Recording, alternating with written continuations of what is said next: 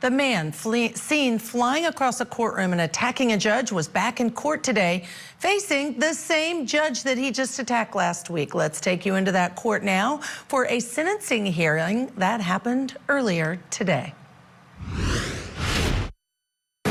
Page 34. State Nevada versus Deobra Redden, C-373-697.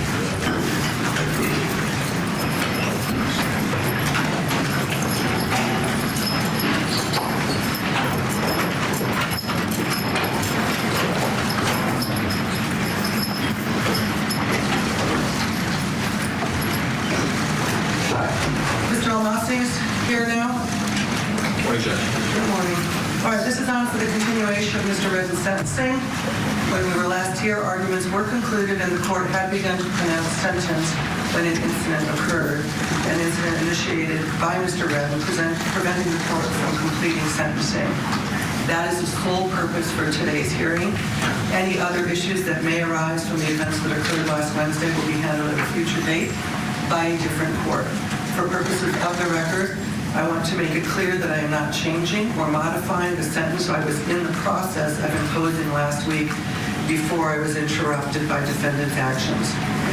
I am making my calendar page from that day an exhibit for the court as it existed the moment I walked in. From prior to anything happening, nothing's been changed, indicating the sentence I intended to impose. I'll agree with that for a moment. All right, that being said, in accordance with the laws of the state of Nevada, this court does now sentence you in addition to the $25 administrative assessment fee, $150 DNA fee, the $3 DNA administrative assessment fee, and $250 indigent defense fee, 19 to 48 months in the Nevada Department of Corrections. How much credit for time served does he have? It's 0 days. He was on probation when he committed the offense and was revoked on probation to serve the jail time October 25th. That time it expired at about the time of the plea. So 0 days credit. Mr. Almasi, if that's different, let us know. We'll fix it. I will. The motion to quash mandatory is moved at this point. And for the record, I just reflexively wrote 0 days credit to serve on the notes specific what I just said. So that is an addition as of right now. That's correct. The probation case number, just for the record, is C-370-775. Thank you.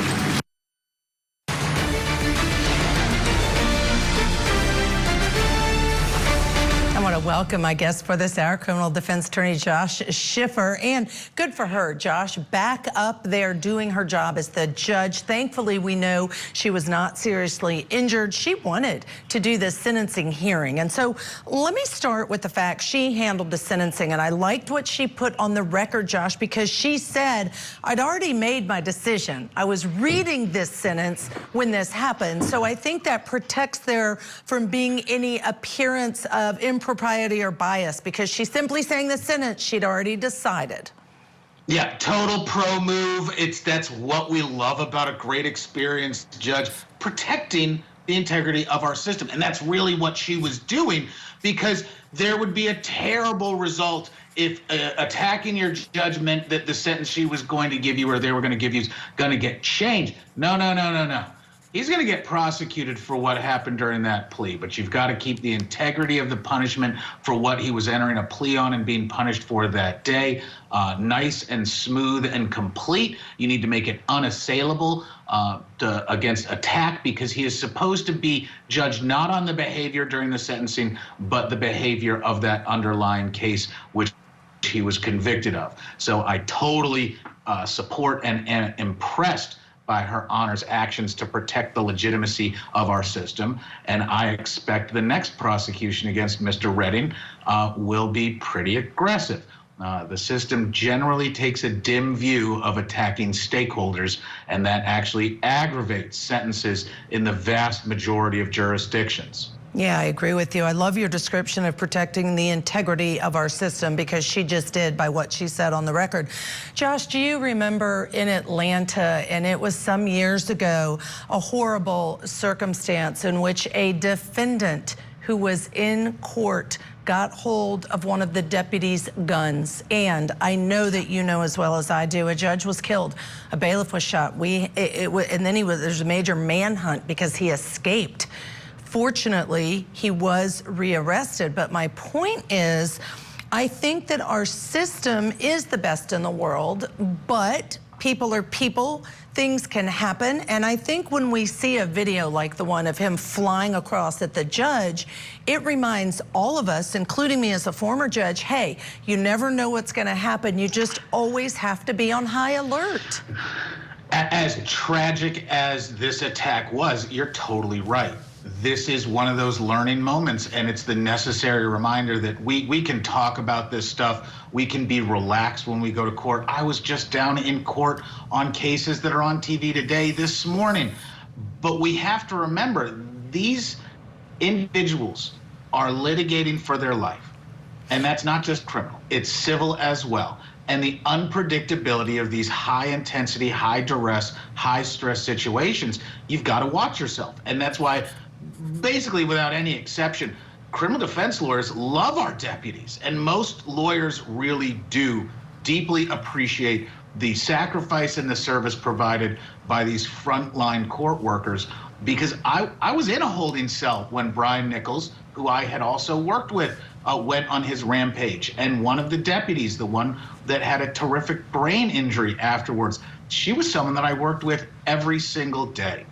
And it is a good reminder that as much as we try to show people that this is a job and a career and profession of the highest ethical standards, there are these ugly, ragged edges of violence, of unpredictable fear, fright, and danger. And I really thank all the deputies and everyone else involved in our public justice system for protecting us, the stakeholders. Because being a judge means you're going to have a lot of angry people at you. Being a prosecutor or a defense attorney or a plaintiff's attorney, lots of people are going to be angry at you all the time, and we need these court workers to protect us so that we can do our job keeping America functioning. Yeah, so well said, Josh. And one of the things I think we also need to talk about is the fraught with danger includes because of mental health needs that individuals have, that defendants have. And again, someone said to me, is our whole system going to have to change because a judge was not protected in this instance? And I said, absolutely not. Courtrooms do have deputies that are amazing, bailiffs that are amazing, that protect everybody. I've never had an issue with that. It's the reality of, as a human nature thing, I think we're trusting people, right? And you never expect that anyone's gonna come flying over the bench like that. It's just unexpected, and it's something that now, okay, we'll be on higher alert. But Josh, let me ask you this, because we know that Redden, number one, diagnosed with schizophrenia and bipolar disorder, and number two, went through mental health court twice amid a string of violent crimes. So we know in this case that's some of the underlying issue, Josh.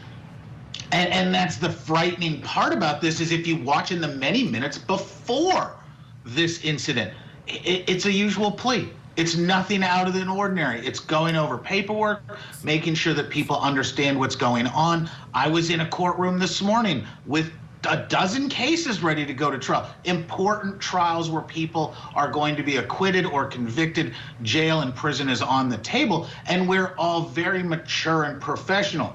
That changes when we've got so many individuals with mental health issues, and we are using our criminal justice system to address mental health as almost the solution. We've given up on our medical processes and our healthcare system to help people with mental illness. So often they find the only treatment they're going to get is, unfortunately, in conjunction with some sort of criminal charge or conviction. And that's what makes every day in court that existentially fearful experience. You never know when that totally normally acting, appearing, demeanor person is going to hear something where they snap. And that snap's not something they control. You can't hold them responsible for a mental health condition that they can't prevent, that they can't control, and where that loss of control and regulation ends up being violent. And there's not really a good solution other than we all have to be careful. And thanks to the deputies, we are. Yeah, exactly. Thanks to the deputies. And it's just not predictable, right? You can't always predict human nature. One more piece of this I want to delve into, and that is, did you notice at the sentencing today, Josh, 7 deputies, I counted around him, and then thankfully, great director and mayor said, there's an 8th right back by the wall by the judge's bench. In addition to that, Josh, did you notice the orange or pink? I think they're probably orange, although it was hard to tell. Mitts on his hands. He had shackles. His face was covered. Let's watch. I want to keep it on this while we talk about it, just to observe the heightened precautions. He is well, he was getting a sentence on this charge. What do you think of the precautions taken and how he was brought in shackled, mitts, face covering? I think it was unfortunately completely appropriate. And thankfully, our justice system has developed tools like spit masks, like those gloves, like different restraint system. Oh, I think that, Josh. Oh, there you are. You'd frozen for a minute. I apologize. Oh, all right. Sorry. Yeah, so I think it's really great we've developed these tools to allow presence in court, because 20, 30, 40 years ago, they would basically hog tie you and throw you in the back, and you couldn't participate meaningfully.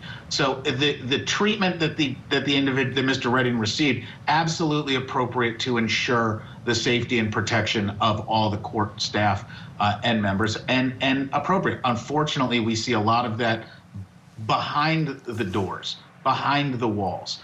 There's a lot of very aggressive restraint possibilities that happen in penal institutions. Thankfully, they're not as cruel as they were during our ancestors' generations. And it reminds me a little bit of Darrell Brooks during his trial, and that was the one involved in the parade, running his car through, convicted.